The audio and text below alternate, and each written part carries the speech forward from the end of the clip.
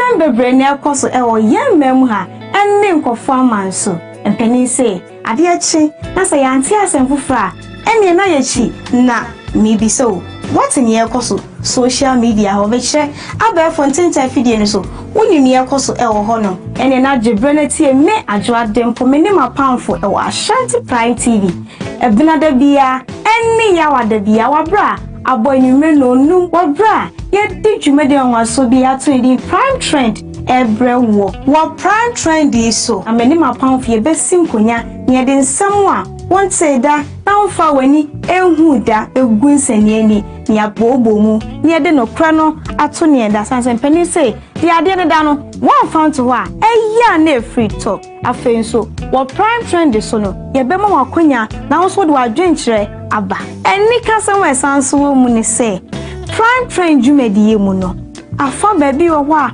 obesiria enunti na mse hia me adwoade mpo many my powerful or Ashanti Prime TV. Clock it.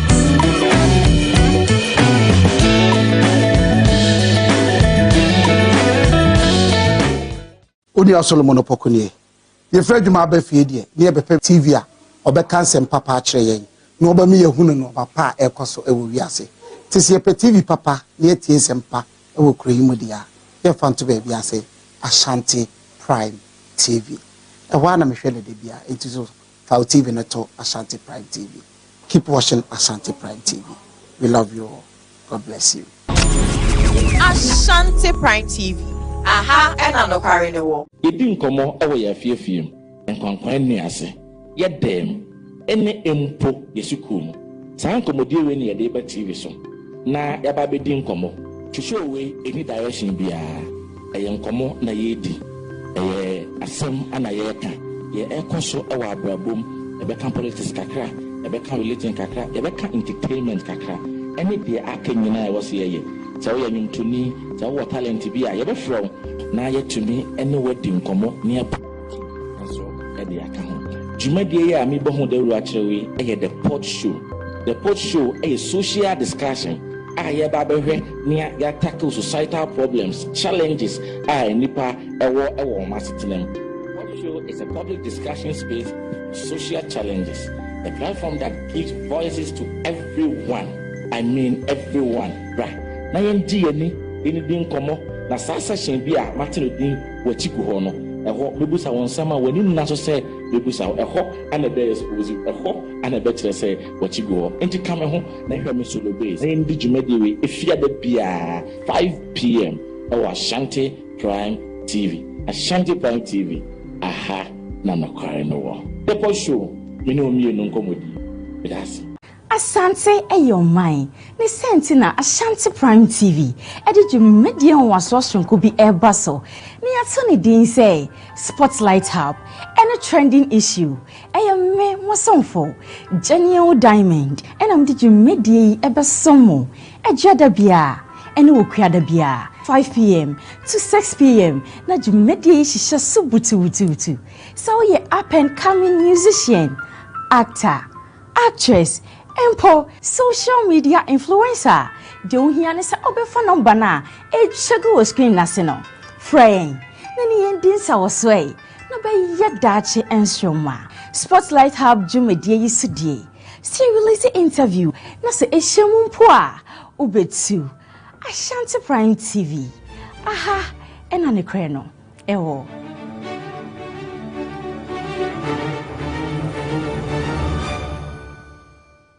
Action. Action media. Audition. Yeah, audition Kasiebo our Action media. Series Kasiebo obi amfa no hunyim wo ye panyino wo ye akwada o emrantie ne maba ni nyina ye hia obi bia Action media ye series Kasiebo ade abegu Ashanti TV so obi amfa no hunyim boy mi gina mu bi obi amfa no hunyim frɛ number na ye twa agu afie no me see frɛ number no thank you Ashanti Prime TV enam tie ni mu no boy magi medwa ye duru ha se to dia na ye nsem akese nko a se wo pɛ nsem no kora no atie ana wo pa asem papa I wa Ashanti mem Ghana mem baby we ase baby atie dia hwe Ashanti Prime TV ho na no kore no ewo me see Ashanti Prime TV so opese otie news pa ana wo pe baby a asem a ye ka no unkobusu obi na pe no kore wo mu a hwe Ashanti Prime TV no kore no ahanko ana wo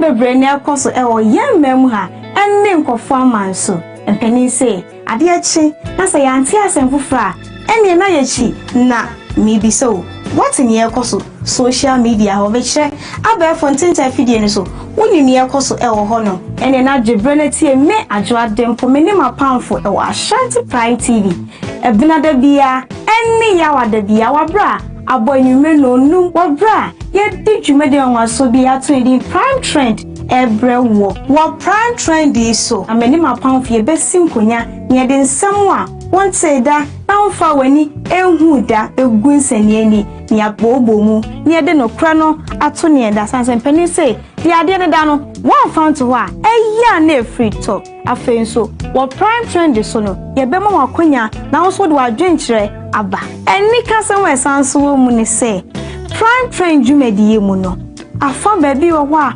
obesiria enu nti na mse hia me adwo adempo meni mapamfo ewo Ashanti Prime TV clock it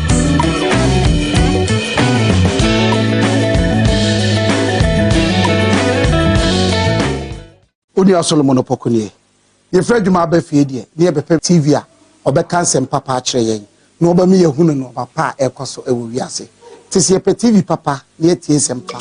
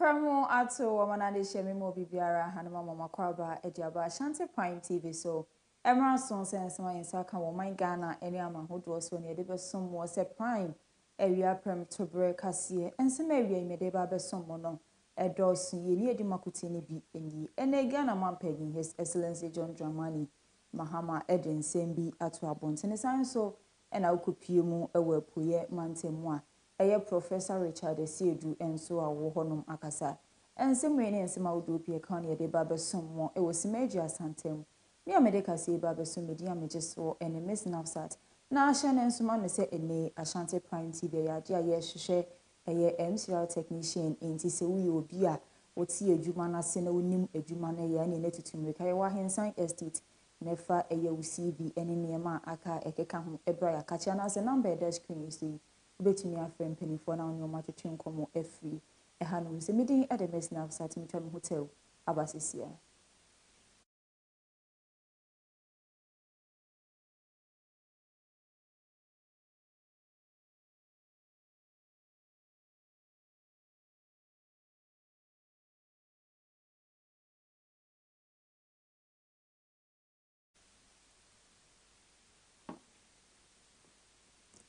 Mesan so amwakwa babiem ediaba Ashanti Prime TV so afejebre na yempensen ensem numu ebe America krani na Public Accounts Committee ehye wondwumedi omo auditing ase ndi Ghana fana babia eye asoafo anase nkrofo aban epa won so won edi dwuma no bia ekobu na kontane no na Ghana mampanyi His Excellency John Dramani Mahama ekasa edi ato abontene se yesha akonta mpanifo binum ebu ya ene ya dia ntokuro ededa bebre mu a wo nsem mo keka no efa ba bi ensisi so enti ne wo hwe no de eye high court for kra aba won na wususu se eye won nsem mo keka ye ensisi so no beko high court ho na wakoyi won ano.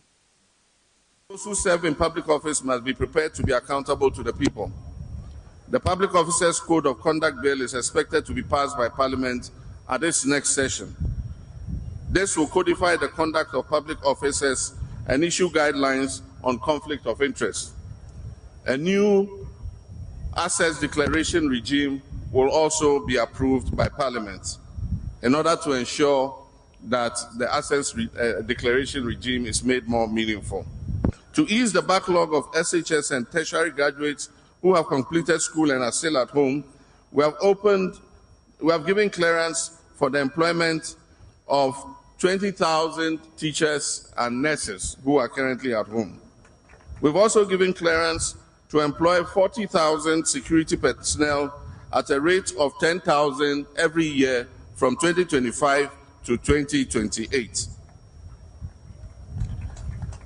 This will help ease the backlog of our young children who are sitting at home with no work.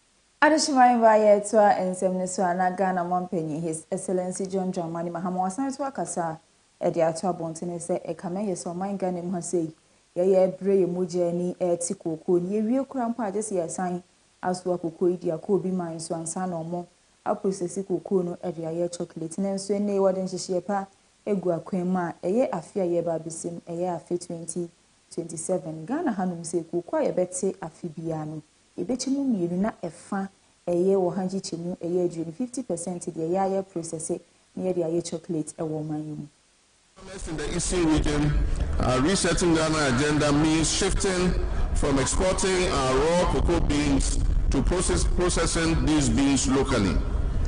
Next year, we intend to achieve 50% local processing of Ghanaian cocoa beans.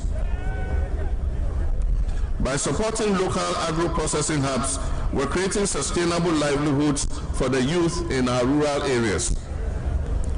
Government has worked very hard to revive many state-owned enterprises that were previously in a state of collapse. I'm pleased to inform you that my oil refinery is back in operation. Government has recapitalized the Agri Development Bank and the National Investment Bank. The Tema shipyard is bouncing back, and many other state-owned enterprises are now running more efficiently. Ladies and gentlemen, I urge the TUC and organized labor not to sit back and look on aloof when management and governing boards are mismanaging their enterprises. Because when these enterprises collapse, it is the workers that suffer the most. And so when you see things going wrong, don't sit aloof. Point it out and make sure corrections are done. I say with no fear of contradiction that decent employment or lack of it remains one of the most significant economic and social problems in Ghana. And it has the potential to transform into a political problem if it remains unchecked. We are almost at crisis level, Mr. President.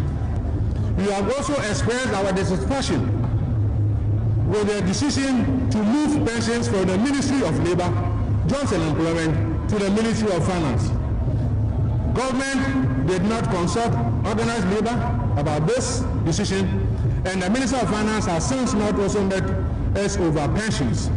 Yet, NPRA, without any ministerial communication, is proceeding with Additional variant and some so a won't finish Montemu, a gentleman de my NDC American no home, a professor, a Richard, see draining Wakasa, a de Atwabon, and say a Kamia, say a yen penny for about a buying a pound one, a NDC, and penny for a buying a pound one, so one individual, a bimoni, a yatra, when a linton, no refi brand DC Bray and Sana.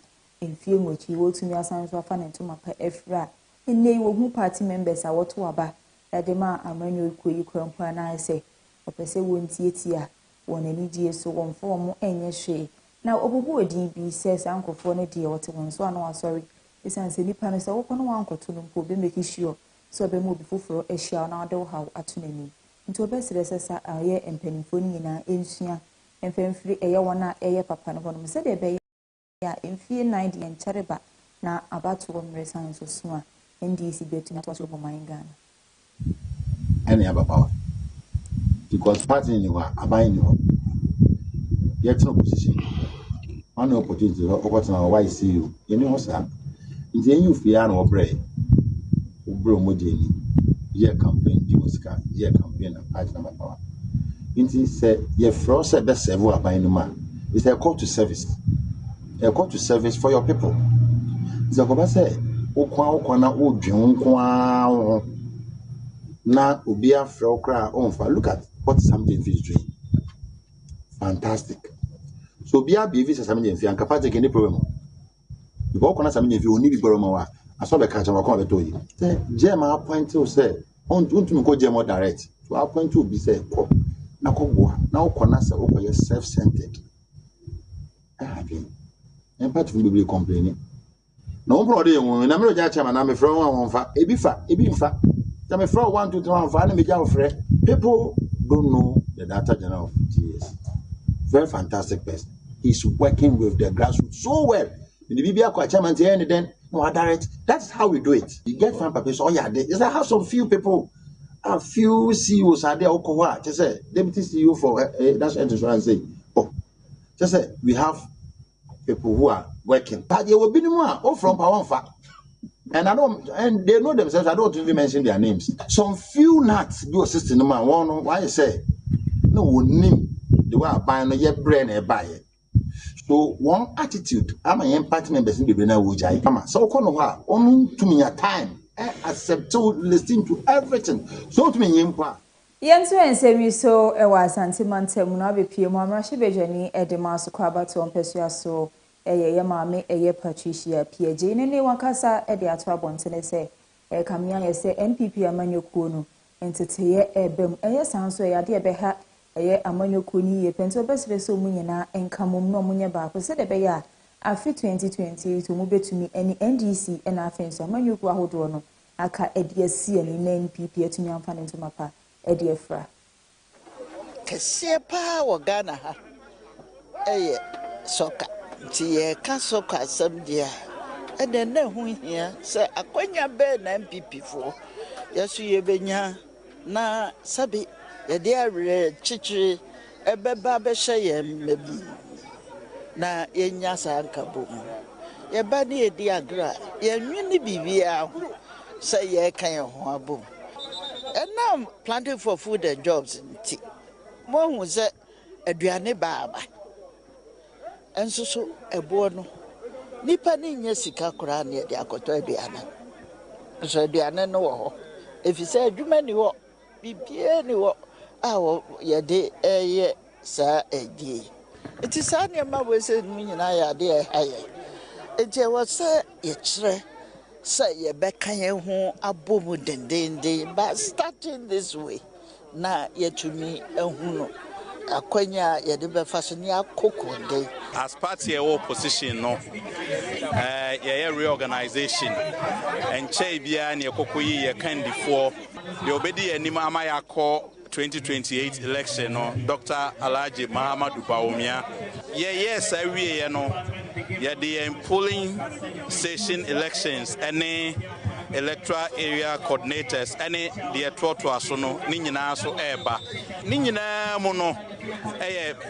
say MPP ye hwe say ye beka ye ho abom na ye de akoje tumi e wo 2028 because regardless of the ebeye bia say entimi anka ye ho amomu dia enye na chese ebeye den na wo hwe say de ekoya President John Mahama ene NDC for eba no omo promise say omo de adwuma ebebre youths ombema yakọ shift adwuma ba ku bia nipa miensa ebekọ 3 shift ene meneu ede na yehu unemployment rate ne kra eden increase the youths omo abamobu say omo hu say MPP epe any party a ebetimi ayeden aboa omo unim say ye to presidential prime minister no wie no ye nhia ye what I say and proud to the presidential prime minister obiane aspan no kwere kodi nachi in a particular constituency ebia chairman we afa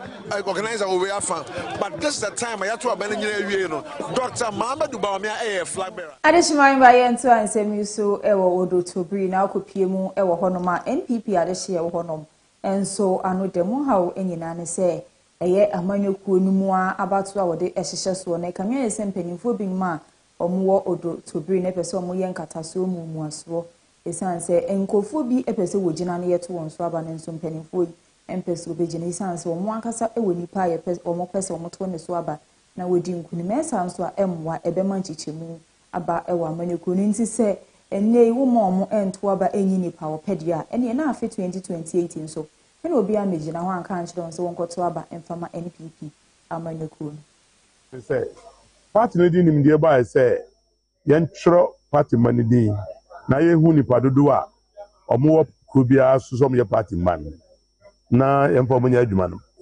chama na amfa sambre na anya adwuma ofra community na do ka kire o man say o masam no o matwam enti o mo nko na enipa 5 no na ensamra no mo fa tu nka ho enipa 16 na afa form so ha some contest election no enti chama say o ma 16 ni contest election no o ma mom to aba ha esa na say enye fair dwumadi na asi edi na ebe na timi edi register na mo ye no verification kwa ma anye at the same time ebere ya jeje forms no chapter for the amba social for the amba nkro bebre di ono tu ka kwaje di egu kem ebe ono num na omo close no wan fa ama ekwan be na ofa so wode sa forms na ba bi wuro enti jeje forms no kra no wayi bebre di afrim enti bet na omo ko no sempenfo anhwe amem na omo ko bet ne kra no a omo be yi nkofo bebre di afrim a omo ko punu jeje ntoko beba yesu percent ntoko be so do to bi enti na ye gina sa di we so abo mpenfo won kan o kumase enka ye se ye ko do to bi no ye mem ye former chairman ye no omo nya adwene so mso mamra no adwuma ye nso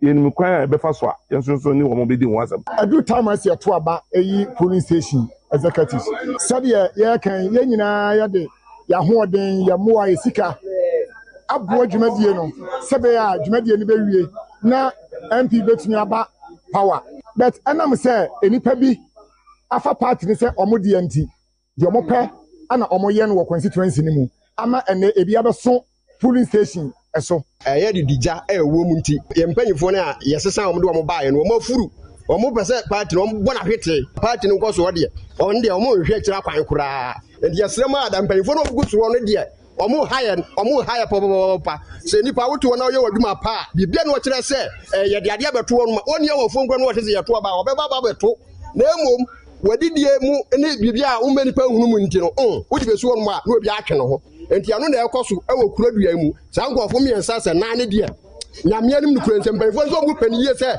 2028 ni yɛtimi to abawi ni dia sankɔfo na ne dia ɔmo mo nsa so enti asɛ sɛ tiri tete na ha ya ne to aba nti sɛ mo sɛ mo me yanto dia na kyɛ sɛ aban dia nso yanto dia me ka kyerɛ mpp fo mpanimfo ne sɛ wɔn de wɔn yɛ ni wɔn nyae nneɛma a wɔn yɛ ni suma se ne nyɛ enti wuhuru na akɔka akyɛ sɛ wɔanya tan ɛwɔ hɔ MPP stronghold ɛne ha nti sɛ mo sɛ mo me yanto delegate aba no wɔ ha dia ɛho hia sɛ president bia no so du a mo de ba ɔno wɔhwɛ na adwuma wa yɛnto ansɛm yi so ɛwɔ Woti region ɛyɛ Karachi West ukopie mu ɛwɔ hɔnom a ɛyɛ CEM adehyia ɛwɔ hɔnom afa adɔyɛ kwan so ahyɛ ama ɔyɛ ɛyɛ free health screening ɛde ama adehyia ɛwɔ Karachi West no wie no san so ɛyɛ adɔyɛ ɛde ma ɛyɛ nyanka ɛna afei nso ɛna ani bie ɛna kunafo a ɛwɔ hɔnom healing and then helping those who are sick.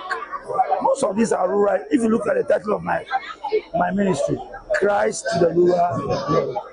So we are into the rural communities of our world. And when we are going to a rural place, you know very well that there are not enough amenities there. It's not enough food. I can assure you that you can go around this street, you will see a dentist, you will see an ophthalmologist, you will see a center for wheelchairs, you will see any of those things.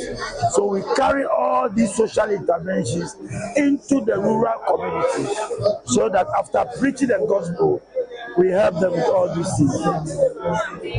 People were having happiness and they didn't know.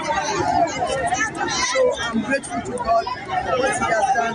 I'm grateful to Reverend Steve Mensah and his Gina brother, Reverend Stanley Mensah, and all the pastors who have traveled, far and near. Pastors have traveled from people outside the country. They've come from the US and other places. They have joined and they have seen that here, actually, they are hungry for the word of God. And look at when there was the altar call, the number of people who came out to receive Christ. It was mind-blowing. And improve their health outcomes. And this is what Jesus wanted us to do. He said you should go out there and show His love to the people. And love is not just words, it's action. And one of the ways you can show your love is to meet people's needs and support them in time of need. And that's all that we are here for. So Lifeline is made up of a group of men from CEM, Charismatic Evangelist Ministry, and young ladies and everybody, including you, the cameraman here. Anytime you find a word, you can always come and support us so that we raise the necessary funds to support our activity.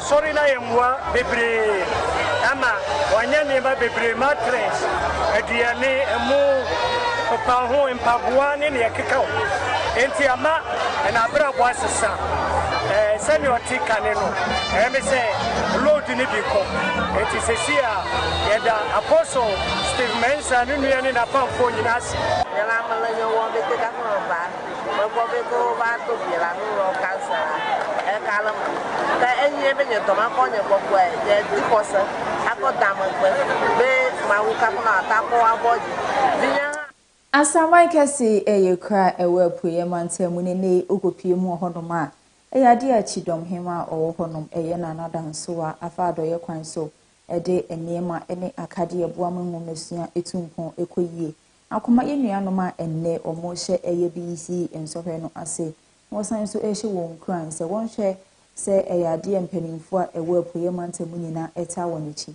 nti omo modin bia so be mama omo awofo na afenso mpanimfo nyina wo ma obia ensa nsifom no betwere nsohwe no watwere etwa yie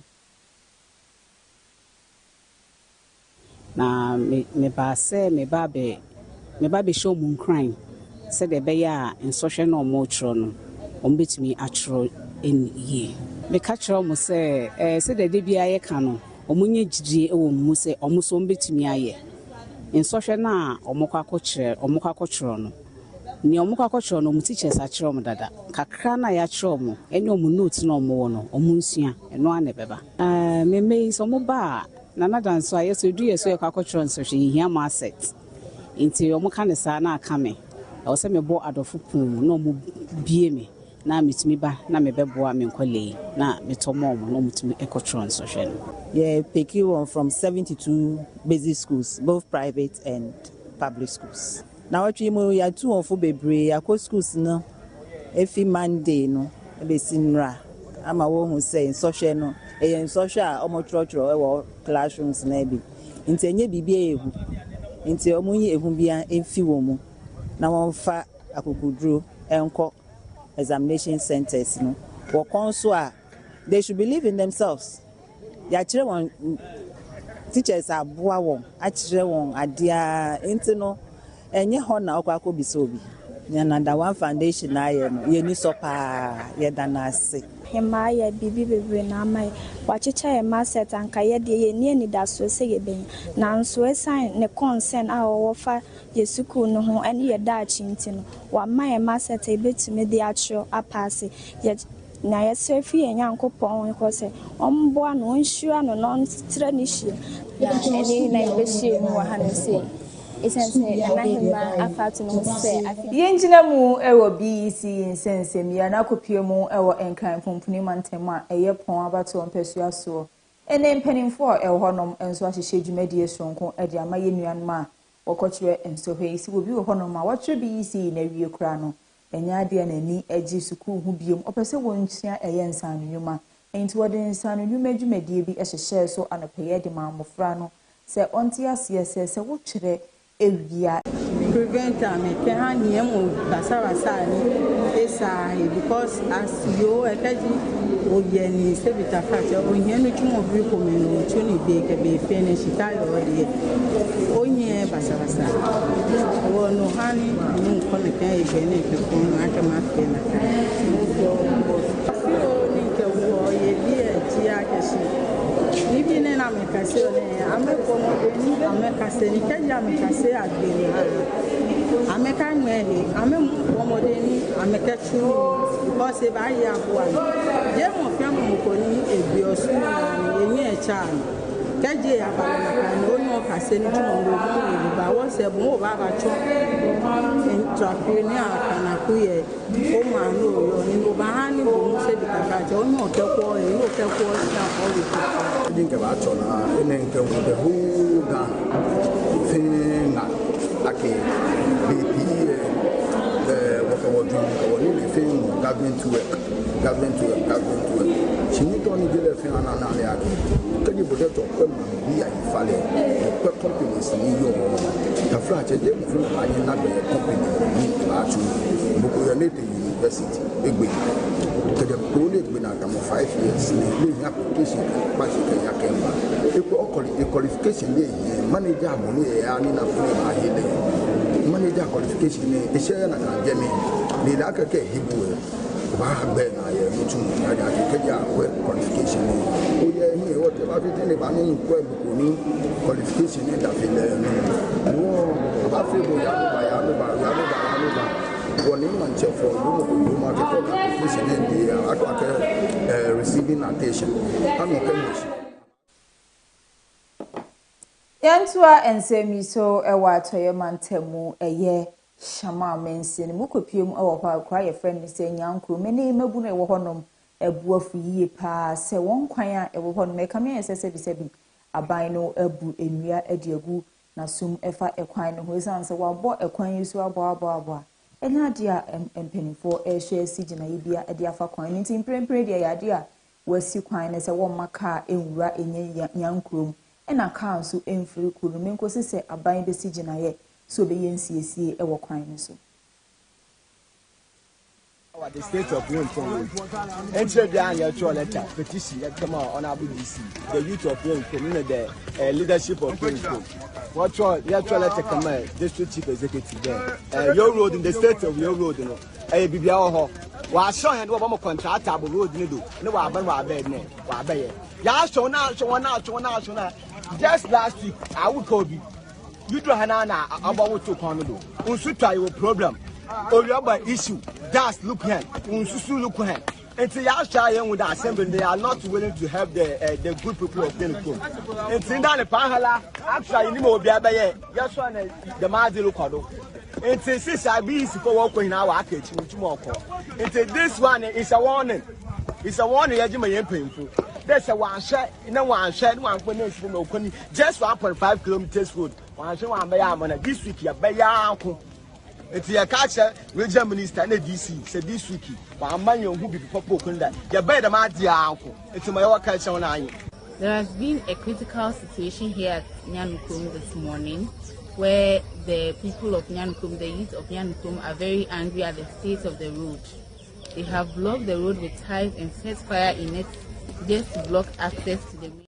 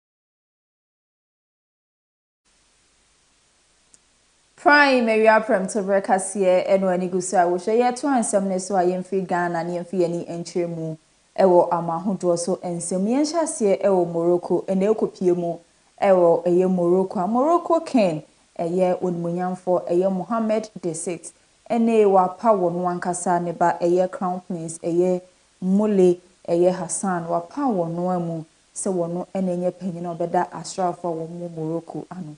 Prince was named coordinator of the offices and services of the General Staff of the Royal Armed Forces, a strategic position at the heart of Morocco's military structure. King Mohammed VI, who serves as Chief of the Military General Staff, made the appointment as part of efforts to strengthen institutional continuity within the armed forces. In 1985, the late King Hassan II appointed Mohammed VI, the Crown Prince, to a similar role, giving him early exposure to military command and decision-making processes. Yentwa obi mai sonsem ne so ewo Gaza ye nyina ye beti ase ese benfie bebreni edi amente me ho asema no homne so ewo Gaza na ya de amaniema enkoyie ewo hono kra eno na anam so ama awufuo binim akasa edi ato abonte ne sesei ade a etumi kyekere eye won mofra no ewre eye chuobi a won akasa ede wonsa anwene esanse wontumi nkwa abonte ne mpo no akwa akonya chuobi ato de ama abofra ne ntie ne wo ba time no one was odere wo hona wonwene bibi de ma abofra na obetumi edi agro eno na sesei e ma amofra no ewre etumi to wonyim. Says she began making dolls after years of blockade and restrictions made toys difficult to import into Gaza. What started as something from her own children soon grew into a small business as more families looked for simple ways to bring joy to children affected by the conflict. The idea of producing and designing toys came after 3 years of blockade and restrictions when toys were no longer being imported. I thought I would make dolls for my own children so they could play and have fun. Later, the toys became popular and in demand, so I decided to expand the business and bring them to market. Al-Qadi says many children lost their toys under the rubble of destroyed homes and during repeated displacement. She describes the dolls as a lifeline, something that can bring smiles back to children who have endured years of trauma. After 3 years of war, the children have no toys. Their toys were buried under the Yenso obi man so nsem ni so ewo child na ne okopie mu ewo hodom a adehye ewo hodom ate won hu agu abontene so ayo ye kire yie pa se be se afinie no ochi eye opposition leader a wo hodom eyo nmunyamfo masra ebesi nanya de omeja no ntie nei wo ye kire wa ye nyina ne se mpanifo enhwe na wonjai eyo nmunyamfo eye masra. In custody for almost a year. The activists were members of Le Transformateur, the country's largest opposition party. I wanted to talk about the detention of our president. He has been imprisoned and arrested arbitrarily. I call on our marshal, President Mahamat Idris Deby. If he truly wants us to move forward in our country, if he wants the development of our country, he must release our president, Success Masra, and free the other politicians they have just arrested. Most of those attending were young people protesting under intense heat and carrying signs calling for the release of Masra, one of Deby's fiercest critics. And from this balcony of hope, I would like to spare a thought for the political leaders who were arrested in total arbitrariness last weekend and who, like President Success Masra. Kasiebo nyebia share our befontintia video ni so enye na Facebook Ashanti Prime TV, YouTube Ashanti Prime TV and TikTok and so Ashanti Prime TV o sha no comment wa like no wa share e dia maye kama ensema me de besom mo ewie edosu ye ni edi makote ne bi enie Ghana mampanyi His Excellency John Dramani Mahama kasa efasise na ya wasi e dia fo men yekoko hu sanso na akopie mu ewo mfimfini mantemu ajamtine ne yedema NDC amanyeko no munyamfo eye Asiedu Richard enso ekasa yensem we ne ensem awdopie kan ye de besom se prime ewia Premotobre kasie na sana mesori so na mekoso a kai mu se eye Ashanti Prime TV eye de aye pe eye MCR technician enti se wo hwe kasie na se wonim adwuma ete eye adwuma asia ne ne tutumrika Ebrahimsan Estate Unya si eye JP filling station hono na ubisa se wope Ashanti Prime TV abofra wo hye yefunu mokra ebecho ananse eye ahoma eye number eda eye fidikasi yusufa ne frem panimfo na ginchire mu a ebro media yiso edi amejeso NMS now sat makra obia.